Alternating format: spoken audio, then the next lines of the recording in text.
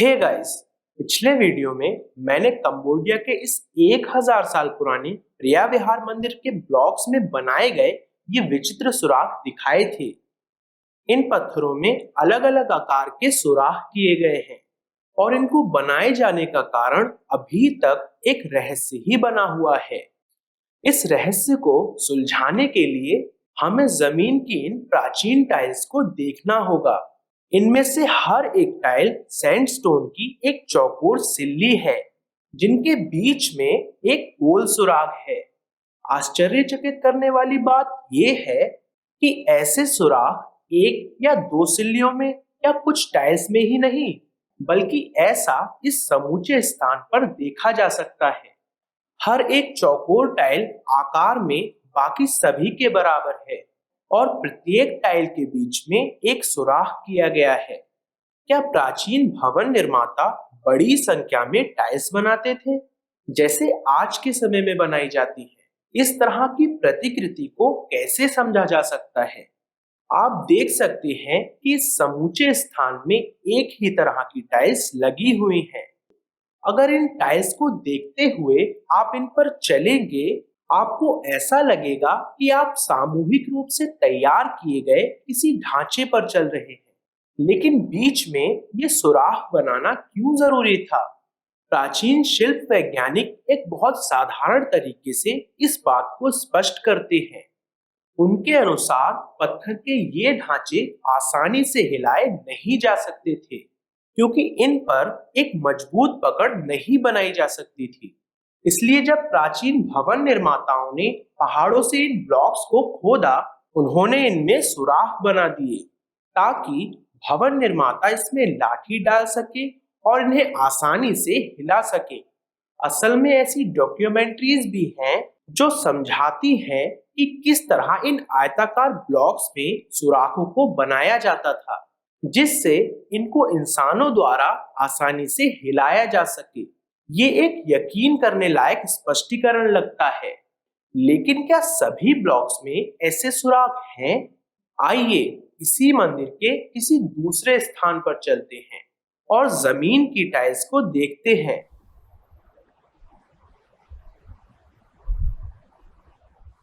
जमीन पर इन ब्लॉक्स को देखिए, इन पर कोई भी सुराख नहीं है। लेकिन देखिए इनकी ऊपरी सतह पर क्या किया गया है। यहाँ आप इस काम को देख सकते हैं। ये इस बात को सुनिश्चित करता है कि आप गिरे नहीं। और यहाँ देखिए, पूरे रास्ते पर ये सब मजबूत पकड़ के लिए है। ये सारा स्थान ऐसे ही पत्थरों से बना है, जहां जमीन के ऊपरी तल को सोच समझकर खुरदुरा बनाया गया। इसको इस तरह ऊबड़ खाबड़ बनाने के लिए रेगमाल, तेजाब या किसी विचित्र उपकरण का प्रयोग किया गया होगा। ये अविश्वसनीय है। हाँ, आज हमारे पास कालीन है। यहाँ तक कि लोगों को गिरने से बचाने के लिए पुरातत्व विभाग भी कालीन या गलीचों का प्रयोग करता है। लेकिन ये गलीचा 1000 साल पुराना है और ये अनंत काल तक रहने वाला है। आज के गलीचों की तरह नहीं, जो 10 साल बाद ही टुकड़े टुकड़े हो जाएं। इसी कारण हम प्राचीन निर्माणकर्ताओं को पसंद करते हैं। वो ऐसा सामान बनाते थे जिसको समय भी खराब ना कर सके। लेकिन यदि प्राचीन निर्माताओं ने उस जगह की जमीन की टाइल्स में सुराख किए थे, तब इन ब्लॉक्स में सुराख क्यों नहीं है? इन ब्लॉक्स को सुराखों के बिना कैसे हिलाया गया होगा? मैं प्राचीन शिल्प वैज्ञानिकों की विचारधारा के इस सिद्धांत से संतुष्ट नहीं हूं। इन सुराखों का निश्चित ही कोई खास उद्देश्य रहा होगा। जब मैं इन दीवारों को गौर से देखता हूं, तब ये सुराख बहुत ही अद्भुत और इन मानदंडों के विरुद्ध लगते हैं। डॉक्यूमेंट्रीज में हमें बताया गया है कि इन सुराखों को ब्लॉक्स के आर पार छेदा गया था और लकड़ी की छड़ी को उनमें से निकाला जाता था। तब दो लोग दोनों तरफ से इन्हें खींचा या धकेला करते थे। हालांकि इनमें से कोई भी सुराख ब्लॉक की पूरी गहराई तक नहीं जाता। ये बहुत कम गहरे हैं। और मुझे संदेह है कि क्या ये सुराख इनमें छड़ी रखने के लिए और इन शिलाखंडों को हिलाने के लिए पर्याप्त गहरे हैं।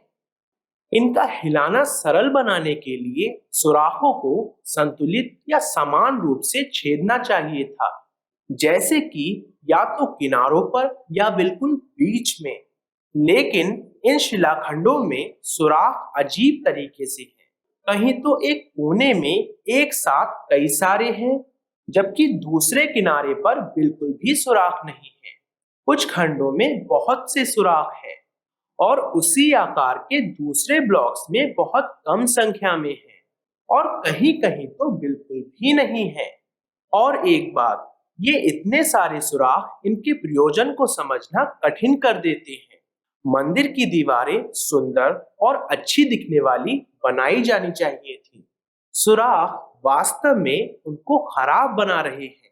इसलिए इन सुराखों का निश्चित रूप से कुछ और महत्वपूर्ण उद्देश्य रहा होगा, लेकिन हम नहीं जानते कि ये उद्देश्य क्या रहा होगा। ये रहस्य और भी गहरा हो जाता है जैसे ही मैं इस जगह के दूसरे मंदिर की छानबीन करता हूँ।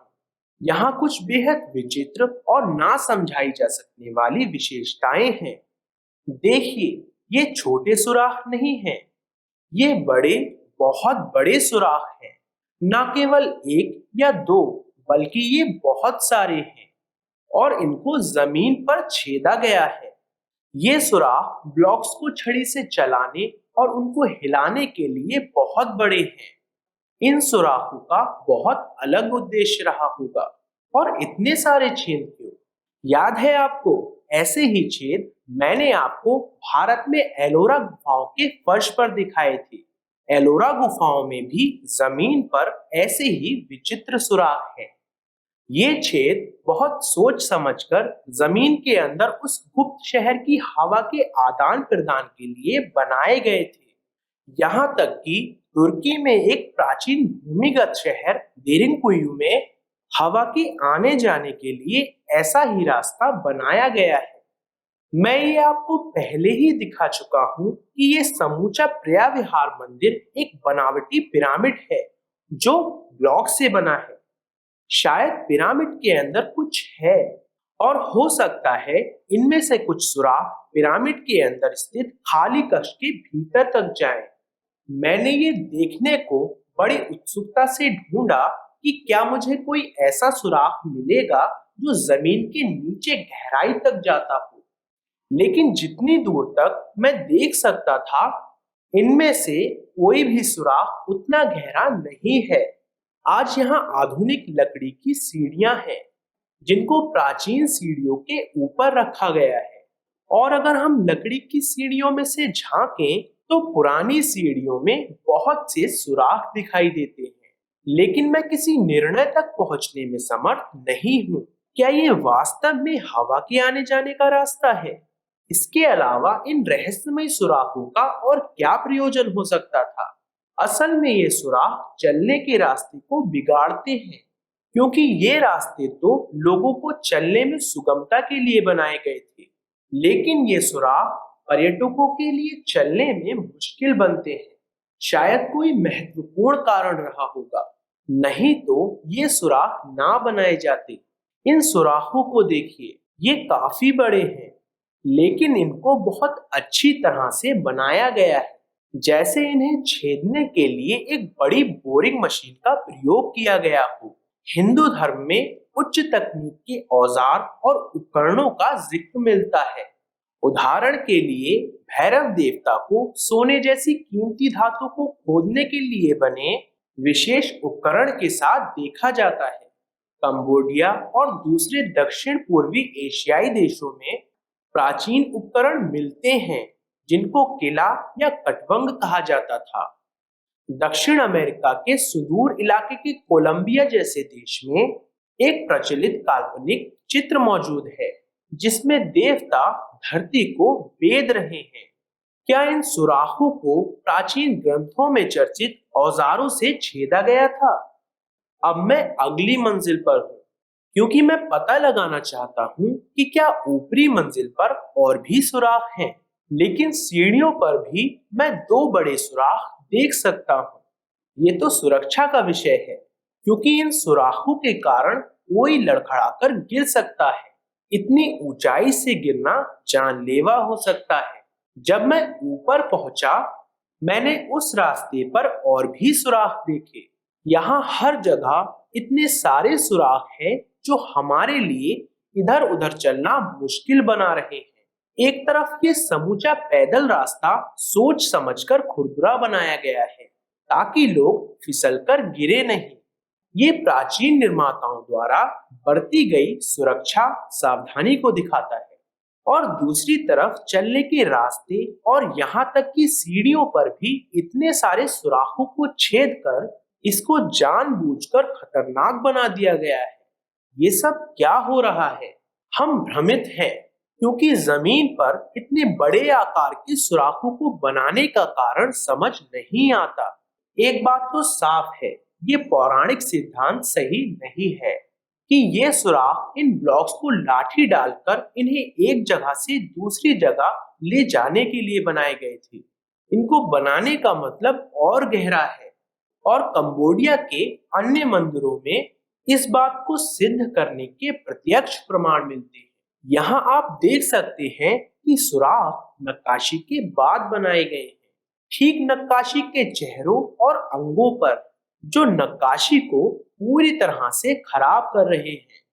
यदि पुरातत्व वैज्ञानिक सही हैं, तो ये सुराख तब किए जाने चाहिए थे जब ये विशाल ब्लॉक्स पहाड़ों से खोदे जा रहे थे और मूर्तिकार ये सुनिश्चित कर लेते कि ये सुराख नक्काशी में बाधा नहीं डालेगी। लेकिन यहाँ इसमें कोई संदेह नहीं है कि ये सुराख नक्काशी पूरी होने के बाद किए गए थे। ये बहुत पहेली नुमा और विलक्षण बात है। तो अब इन सुराखों का असली कारण क्या है? तभी कुछ आश्चर्यजनक हुआ। एक स्थानीय कंबोडिया निवासी मुझे एक कक्ष के अंदर ले गया और उसने मुझे पूरी तरह से इसका एक अलग प्रयोजन बताया कि कैसे प्राचीन काल में प्रिया विहार मंदिर का उपयोग किया जाता था। कक्ष के अंदर वो एक विशेष स्थान पर खड़ा हो गया। उसने अपनी छाती पर मुक्का मारा और एक अनूठी प्रतिध्वनि पैदा हुई। एक अनोखा कंपन हुआ। You stand in the wall and you chant. You can try. Chant. You chant everybody.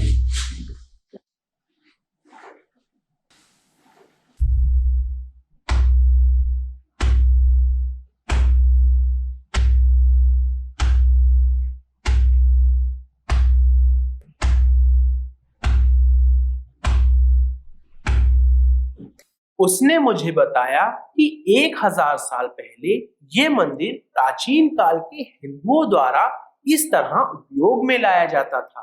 क्या यह संभव है कि इन आवाजों और इन सुराखों के बीच कोई संबंध हो? ध्यान से देखिए, इस कमरे की अंदर की दीवारों में ब्लॉक्स पर बहुत सारे सुराख बने हैं। क्यों? उनको इतने सारे सुराख बनाकर एक चिकनी सतह को ऊबड़ खाबड़ बनाने की क्या जरूरत थी? विश्वास करें या ना करें, आज हम उसी तकनीक का इस्तेमाल करते हैं। आज हम अपने कमरों में ऊबड़ खाबड़ मटेरियल लगाते हैं और फिर ये उस सतह की चिकनाई या खुरदरेपन पर निर्भर करता है कि आवाज दबी हुई आएगी या बढ़कर साफ आएगी। ये बात तो साफ है कि जब हम कमरे को साउंड प्रूफ बनाते हैं, सिर्फ मटेरियल ही महत्वपूर्ण नहीं होता। हम ये भी सुनिश्चित करते हैं कि हम ऊपरी सतह को भी उसी तरह डिजाइन करें। आवाज का दब जाना, गूंजना, प्रतिध्वनि या साफ और बढ़कर आना उस सतह का आकार ही तय करता है। बहुत से प्राचीन हिंदू स्थलों में कक्ष को गूंज और प्रतिध्वनि उत्पन्न करने के हिसाब से ही डिजाइन किया जाता था। ऐसा ही भारत की कुछ गुफाओं में भी मैंने आपको दिखाया था। जब आप कोई मंत्र बोलते हैं, दीवारों की सतह के अनुसार आवाज में परिवर्तन आता है। क्या अंदर इन सुराखों को विशेष रूप से छेदा गया था जिससे आवाज गूंज सके? क्या इसीलिए यहाँ इतने सारे सुराख और आयताकार खांचे हैं? क्या जमीन पर ये ना समझे जा सकने वाले इतने सारे सुराख किसी न किसी तरह की आवाज की तकनीक से ही संबंधित हैं? इनका और क्या मतलब हो सकता है? पुरातन भवन निर्माताओं ने इतने सुंदर तरीके से तैयार मूर्तियों और नक्काशियों पर ये सुराख क्यों बनाए? क्या वो दीवारों को खास गुंजायमान बनाने की कोशिश कर रहे थे? लेकिन क्या ये सिर्फ धार्मिक उद्देश्य के लिए था, या ये आवाज किसी वैज्ञानिक सिद्धांत के लिए प्रयोग की जाती थी? शायद इस कक्ष में ये मूर्ति हमें कोई संकेत दे सके। ये कौन है? इनको काल के नाम से जाना जाता है। संस्कृत में काल का अर्थ समय होता है। ये देवता समय के साकार रूप हैं।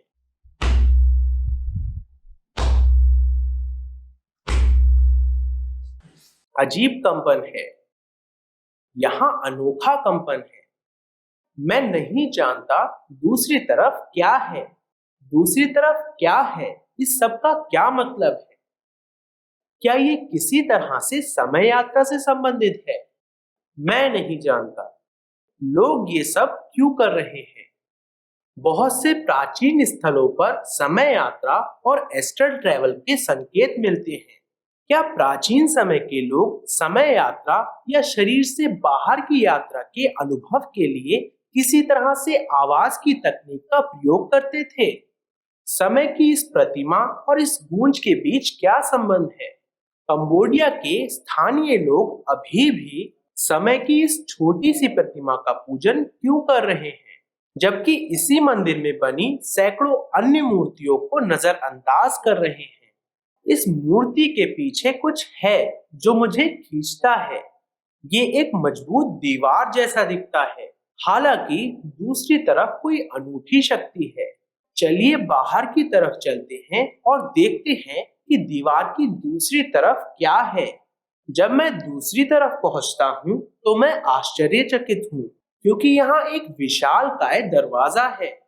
इस पर अभी भी चमकदार पेंट है, जबकि मंदिर के अधिकांश भवनों पर अब पेंट का कोई निशान बाकी नहीं है। इसका क्या मतलब है? इसका मतलब 1000 सालों तक लोग इस दरवाजे को छूने से डरते रहे। इसी कारण इस पर अभी तक पेंट है। ये विविध बहुभुजी ब्लॉक से बना है। ऊपर हम फिर से काल को देख सकते हैं। स्वयं समय इस दरवाजे की चौकसी कर रहा है।